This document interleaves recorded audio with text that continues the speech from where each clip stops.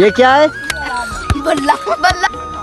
जी नाज़रीन, जिस तरह हमने आपको बताया कि यहाँ ट्यूबवेल चल रहा है, तो हमने देखा है वो ट्यूबवेल अभी चला नहीं है। इधर देखा है, अभी वो जो है सेट कर रहे हैं, अभी थोड़ी देर बाद इंशाल्लाह चल जाएगा, हम आपको ज़रूर दिखाएंगे। तो यहाँ देखें, यहाँ हमारे कज़न जो हैं वो इधर घास काट रहे हैं। आप आए, हम इनके साथ प्रैंक करते हैं, वहाँ जाकर आपको माहौल दिखाते हैं। कज़न हमारे यहाँ घास काट रहे हैं, ये सामने जगह है, आप देख सकते हैं। तो आप देख सकते हैं, हम आपको आकर यहाँ का माहौल दिखाते हैं। कज़न मेरे वहाँ घास काट रहा है, वाहन से भी रहा है।